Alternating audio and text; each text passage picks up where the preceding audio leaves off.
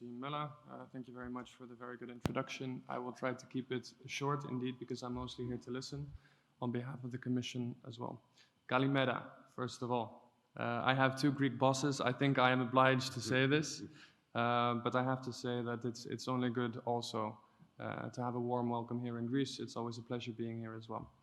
I want to thank Mr. Touchtidou, I hope I did not butcher the name too much, and Mr. Vassilikos for the opportunity to speak with you here today. I really hope that we have a dialogue rather than me just giving an overarching presentation as we tend to do. Just a quick housekeeping message. I want to apologize in advance to the interpreters. I've already done so personally, but this way also to transfer that to the audience. If I speak a little bit too quickly, unfortunately, this is one of my personal bad habits, but I will try to be short, slow, and concise. Today I want to talk a little bit about policies, strategies, and resilience. This means zooming out a little bit, looking at the challenges of today, but in particular of tomorrow. I think we've had very interesting panels the last couple of days, really looking in at some technical subjects. What I want to do is just touch base again and see where we might need to go tomorrow and what we need in order to do that, and what role policies and strategies in particular have to play in that. This means touching the pulse, keeping the finger on the pulse of the future a little bit. For this, strategy and foresight is necessary to ensure resilience. So I think this is a very good panel to present the farm to fork strategy and what we are trying to do in an overarching context.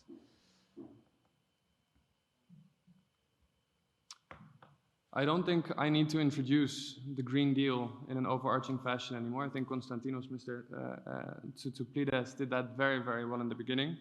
So that's good. It shortens the presentation a little bit. But just to put it into context, the farm to fork is a part of the puzzle. The Green Deal gives us a direction of the future, where we want to go as Europe in order to transition to a just and sustainable society, which is fair for all. It also means ensuring and investing a future for all. In this sense, the farm to fork zooms in on the food system. In the past, we have tended to look at policies as isolated silos, islands, I think would be an appropriate Greek metaphor for this as well. But now what we are trying to do is really put forward an integrated approach and try to look at things systemically in order to understand what we need to change to move towards a sustainable future. This means, first of all, understanding the challenges we face. I think in the past we have looked at social sustainability, environmental sustainability, and even economic sustainability. Again, all as different islands. What we have to understand is that these are all interrelated. The pressures we are facing today in a festival as crises, as Alexandros very correctly said, and I'm going to take this one and use it more often and write it into the speeches of the Commissioner as well, is that we need to understand that we are in a system where shocks and changes reverberate. The pressures we face, the ones you see on your screen in front of you, all are interlinked with each other. This seems obvious, but it is very, very difficult to deal with in practice. Just to explain a little bit with a practical example, COP27 is ongoing now. I think it finishes on this Friday. It's a very good thing that agriculture and food systems have really been put on the agenda first and foremost. Let's hope that we'll get some tangible results and conclusions, in particular also commitments from the public and the private sector to move forward. But I think climate change is something we are feeling more and more every day. I don't think I need to explain this in Greece if you look at the last summers and the extreme heat waves, fires, droughts. This particular diagram is from the European Environmental Agency, and they explain very well, in my personal opinion, what the cascading effects of pressures are. If we look at temperature increases, if we look at climate extremes, if we look at unpredictability, the effect that it has, for example, on the soil, on soil erosion. I think we're at 10.2% risk of soil erosion in Greece, which is above the 6.6 of Europe. We can understand exactly how vulnerable we are. It's important that when we are talking in a dialogue about productivity, that we understand the dependencies we have on the system. For example, extreme weather events with the risk of soil erosion leads to decreasing yields, which puts additional pressure on farmer income, which, with different shocks from the outside and inside, are already vulnerable. So we sometimes have to look at the root causes and tackle them in an integrated way. Again, I'm saying integrated many, many times, but I really hope that that's the message I land with you today. In this sense, the system is like a series of dominoes. If you tap one, the system can fall down. I think, talking about the Festival of Crises again, we cannot avoid the conversation that policy does not exist in a vacuum. Times change, we have to understand the current context in which we live. This means that the current crises, and I say this as a multiple, with COVID, the war in Ukraine, and the new normal of climate extremes, because yes, it's here to stay, it's only going to get worse, has brought to the fore, or made more tangible, the fault lines in our food system. Again, the cascading effects which I referred to before. When things are going well, you don't really pay attention to these fault lines. Now, we need a change. I think it also highlights the importance of robust and resilient food systems, the interrelations between the different points, as I said. It means looking at sustainable livelihood for primary producers, but I think we also need to look in the context of what it means for consumers. Food affordability, for example, is of course a very big issue. I think we're around 11.3% in October food inflation last month. We need to look at worker social protection, in particular again in the current economic context. In the end, we also need to look at the environmental pressures we have, because it is like a domino effect. So how do we deal with this in the context of crises? Again, I'm zooming out a little bit, I'm taking a step back, and I want to put forward the objectives. Because once we understand the challenges, now we move forward with one eye on the future. So what are the overall goals, the objectives which we should have together? I think we can kind of group them into 4 different parts here, and I want to focus on 1 or 2 in particular. As I said before, we have the environmental and climate footprint of the food system, which needs to be reduced. I think what people know, but don't mention often enough, is that primary producers, the food system as a whole, is dependent on natural resources, perhaps more than any other economic sector. Nevertheless, it is also an emitting sector. This is just a fact. So how do we reduce our footprint? How do we move towards an environmentally friendly sector? Some emissions will always be inevitable, but I think we can do a lot better together. The second element is that we need to understand from local, regional, national, European, and international level that it is a global transition is necessary. Food systems are inherently complex. There are interdependencies of trade systems which both support and affect and cause risks and vulnerabilities and benefits at the same time. One thing I'm going to zoom in a little bit later on is tapping into new opportunities and solutions. I think hopefully we can look at some win-wins. I know that this is perhaps a very hopeful point, but this is, I think, something which I'm personally also very interested in. And again, I want to talk very briefly about the resilience of the food system. What does resilience mean? Resilience is the ability to deal with direct and indirect shocks, absorbing and coping with change and moving forward. I think in this instance, it's safe to say that sustainability is fundamental for our food system and fundamental to ensure future resilience. Again, it seems quite an abstract concept, but if we look at the things which are happening around us today, we really do need to realize that we need to transition. Another important point relating, of course, to resilience is the food security discussion. And in all policies that we develop, food security and food safety are cornerstones and will never be compromised. These are non-negotiable qualifiers in how we move forward when we develop policy and strategies, and are always on the back of our mind when we move forward. This is to show a little bit, okay, now we've established, of course, the objectives, but this is to show a little bit how the food system is all connected with each other. Something which I heard the other day as well, it's like if you drop a pebble in a pond, there are ripples rolling through the system. You cannot only have, for example, policy touching farmers, fishers, aquaculture producers, or input industry. The two are, of course, interrelated. But without advisory service, look at AGIS, for example, under the Common Agricultural Policy, or research, or even investments. We cannot move forward. We have to also look at it in the context of trade and international development. In terms of different levels of governance, we have different policy mechanisms which are available to us. This is financing streams, this is law, this is education, this is networking.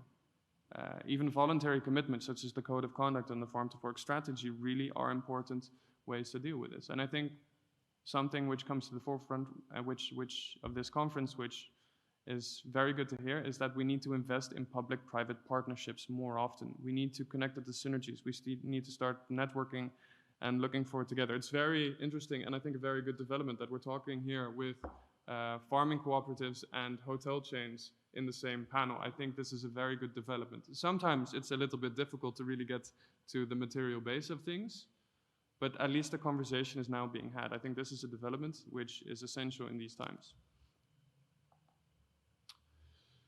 On the Farm to Fork itself, I don't think I'm going to give a full reintroduction of all the 27 plus different actions that there are, but I think a lot of political attention has gone to the quantitative targets when it was designed.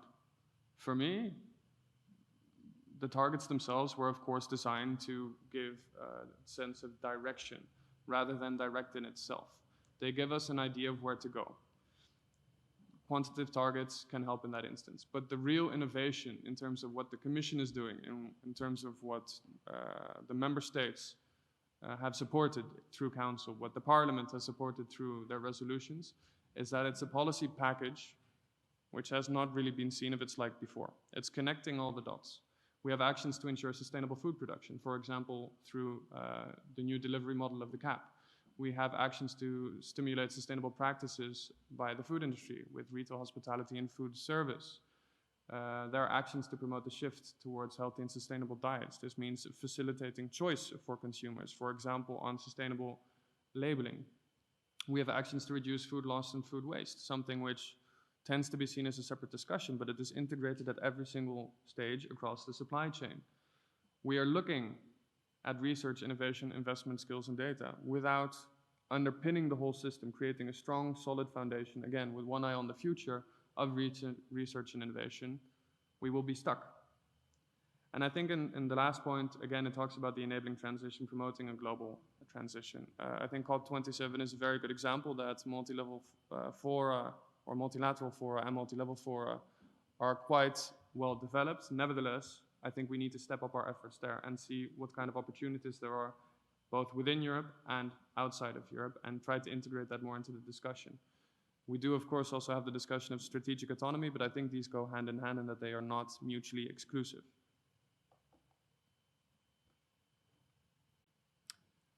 Now, for me personally, this is the most interesting one and the one where I want to hear the most from you. So I want to challenge you a little bit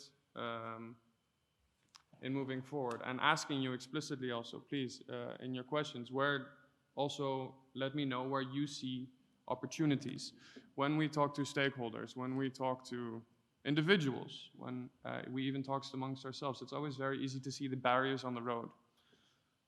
It's easy to say what you don't like, but tell us what you do like. What do you need? How can policy support, complement, create certainty, stability, investment security? How do we invest in the future in a communal fashion? I think when we're talking about opportunities, for example, about sustainable business opportunities, I think the business case for sustainability is quite clear. Even, for example, in the current context of the war in Ukraine, reducing dependencies, making sure you are less dependent, improves your resilience. So this is a two birds, one stone. We've seen it to a certain extent now in the uptake of renewable energies, and the reduction of dependency on fossil fuels. We've made very, very strong shifts. I think 31% in some of the member states reduction of gas. Let's see what we can do in terms of agriculture. Let's see how we can use, for example, smart agricultural practices, urban farming, precision farming, integrated pest management, or, for example, social innovation, whereby we can help democratizing food, looking at local and short supply chains, use public procurement in an effective way to support these policies, improve food education, not just amongst those in the sector, but also raising awareness amongst consumers. We are seeing steady growth trends there. For example, 39% of higher incomes in Europe are willing to pay more for sustainable products. And this is a figure from this year, from the McKinsey report for Eurocommerce. In lower incomes, it's a little bit less. There's been a growth from 27 to 29%, but this also shows that food affordability is a socioeconomic issue. So we need to look at those opportunities together and make sure we really do ensure a just transition. I think the main thing is in leveraging the opportunities that we have. We need to improve agency. Agency is the ability to make choices. This does not just mean facilitating choice for consumers, but looking very carefully at the systems we have in place, the specific context on the ground, and I think our role as policymakers is also to bring those together and ensure collaborative efforts moving forward. One very interesting detail when I was reading up on this forum and on the situation in Greece, and it's a remarkable fact. There are very strong opportunities for Greece. There was a growth of 9% of exports in Greece in April and May in 2020, during the hardest parts of the pandemic. This is a remarkable figure. There was a growth in exports of Greek agri-food products during the pandemic. This shows that there is an understanding, I think, amongst consumers within Europe that Greek foods translate to healthy, eco-friendly diets. There is an opportunity there. How do we maximize those on the ground here? And I think in order to really leverage these opportunities, which I discussed before, we need to have a collective approach. Again, I think that's why I'm here mostly to listen, but I think we need to really function together to get the best out of the system. And I think my time is running out. But thank you, and please also confront me with what you think are opportunities, and I will make sure to bring them back to Brussels together with my other colleagues, and we really are listening. Thank you.